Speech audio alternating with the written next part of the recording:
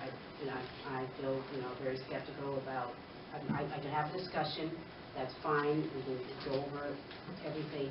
It's just that when we start to vote and approve something that the community, that the public has not seen, I'm not comfortable with putting that vote out there. So just so I understand, your concern is one of process as opposed to the substance of what we're trying to do here. And one of my concerns is process, and the substance is not the substance. It's just that my second concern was once we start to have a discussion, it's about the community involvement, and I just want to ask some questions of who was involved, how we were reached out, who was, things like that. Because it wasn't out there, and I'm hearing so many different comments from people saying that they weren't part of it or they weren't at the table. I just want to find out how this happened, because I know as a board member myself, I wasn't part of this process either, and the simple fact that it is a program that we're going to bring into the South Norwalk, community, and there's board members who are familiar with the South Norwalk community, and we could have had some, input, to make it better, and maybe, bridge the gap with the community for accepting this, if we had that opportunity. But I wasn't given that opportunity. A few other board members that I talked to, who is part of South Norwalk, and I myself personally, I'm part of South Norwalk. I was born and raised, and I'm a South Norwalk person. And basically, we didn't have that opportunity to have a say at the, at the table on any of this. And so that would be one of my discussion. I'm not here saying I'm against the program, because I'm not. I'm for anything that's going to work with children and everything. Just I want to make sure that the program runs smoothly, because when you start getting, when the community is not involved, because that was one of the things that you did say, that you wanted community involvement, engagement, and all that. We want to have everyone feel comfortable at the table, so that we can make sure that it succeeds. I don't want to put something in where after a while it's not going to succeed because of all the stuff that's on the outside. Sure. And if I could, back in February when I presented the K-5 literacy recommendations, I said specifically that we were going to be looking at sites in South Norwalk for our after-school program to expand that. I did it again to the full board in March, and there were a few comments about that, and it was pretty positive feedback. And then last week, when the board endorsed a recommendation on, I don't know if it was last week or the week before, but when you approved the K-5 literacy, and there was a 9-0 vote to proceed, to go ahead, to take action, to start moving the agenda. I took that as a green light, and there's so much to do, to bring about change in this system. There's a lot, and so I took it as a green light. I'd already shared it over the last couple of months that we were looking at South Norwalk sites, and so I went at it with the spirit of getting things done, getting them accomplished. And they're really, quite honestly, I looked at available sites. They had approached me. I went, I met, I visited, I looked at the site. We talked about the services that they currently provide, that they would provide, the fact that we do pro bono. I thought, great. I then began discussions with the pastor. We've had 2 discussions about his particular site. We had another, we've continued discussions with another individual, for other sites in South Norwalk. So we're looking at where there are good quality facilities that can accommodate our children. The one site that we talked about today with an individual, they have upgraded technology that's available. They have classrooms. It's been used as learning centers, and we were just talking about bringing our program in. So it's really just getting into the community and trying to identify sites and make it happen. That's basically what it is. Ms. Rivas. Yes. There was public comment.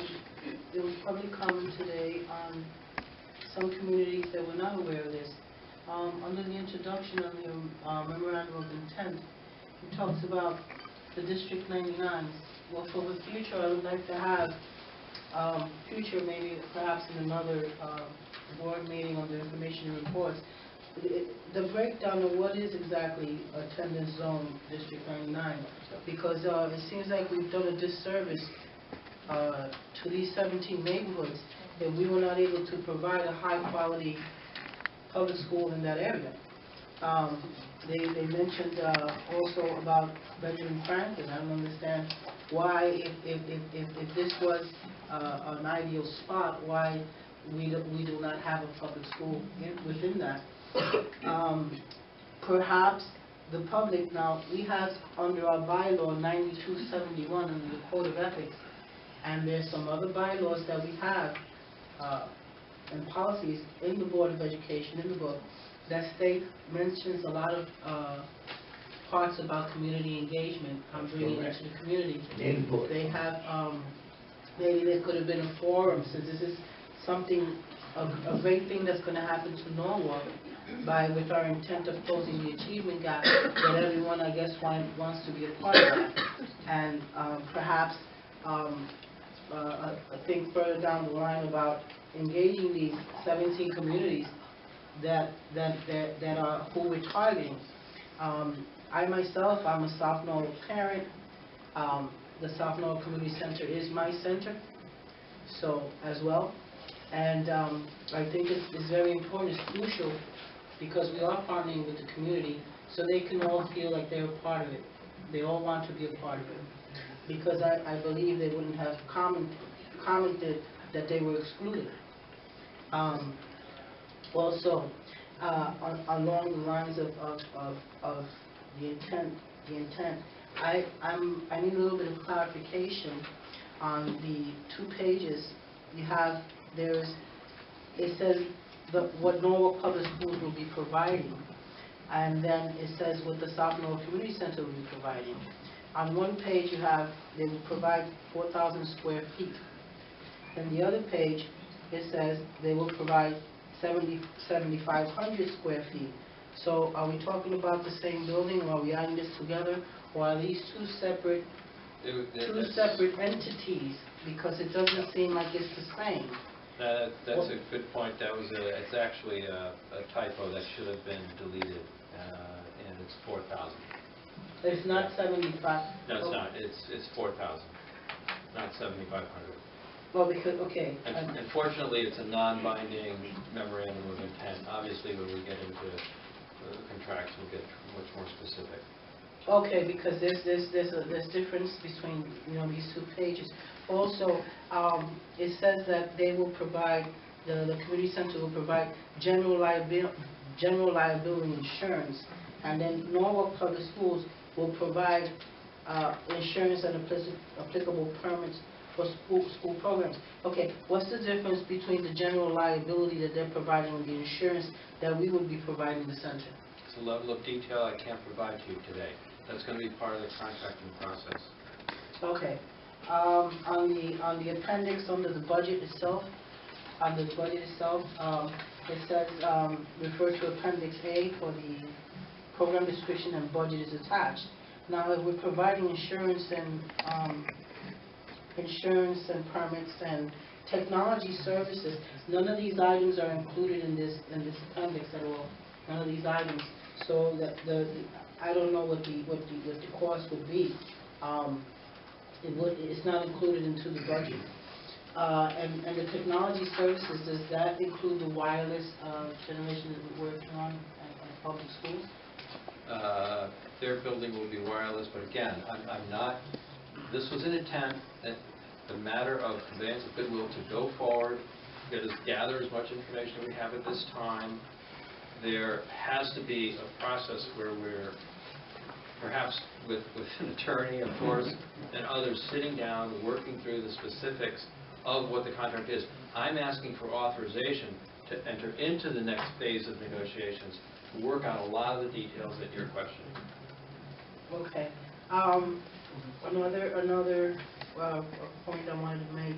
It says here that the expansion of the existing After the Bell program. I wasn't aware that Norwalk Public Schools and After the Bell, Norwalk Public Schools runs After the Bell.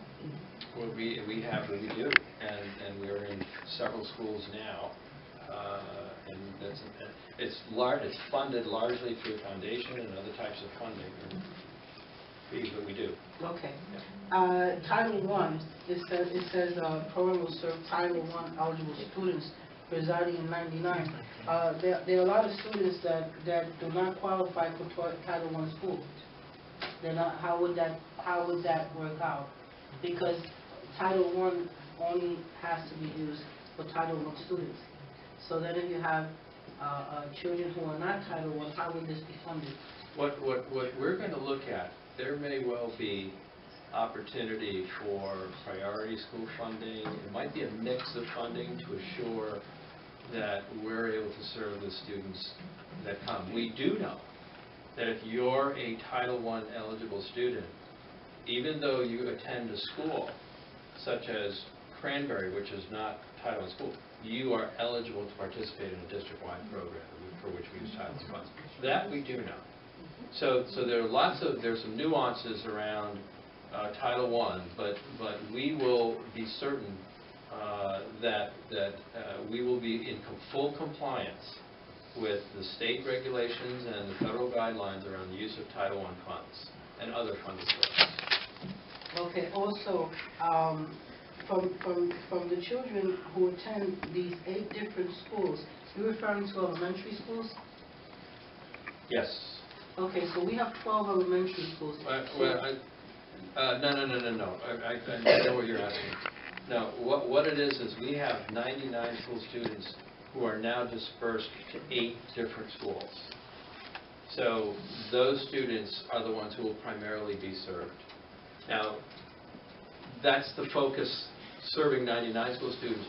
There may well be some 99 students who are going to, there may be other students in South Norwalk who may be attending one of the other 3 schools or 4 schools, one of the other 4 schools, who could live, but until we actually have that in front of us,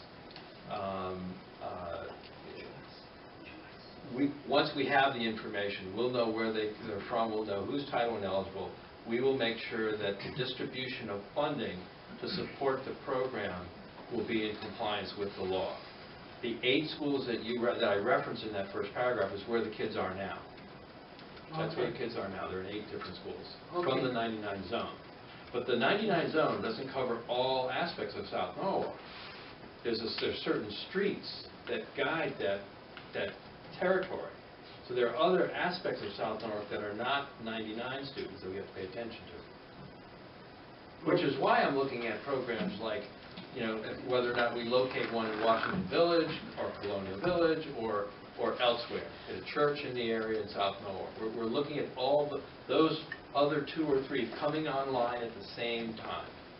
And we've got to pay attention to who lives where, who's coming from where, who's eligible for Title I, who's not, and we're going to have to be particularly careful with that. Okay. Now in the second paragraph, it talks about you state here that there are children that, as a result, that they have to wait for registration for kindergarten past March 17th. How is that in relation to? Well, I think in my narrative, I was in general trying to point out what I consider a disservice to children in the 99 district. So I got a little bit bumptious here and trying to make a point that we needed to better serve these students. Okay.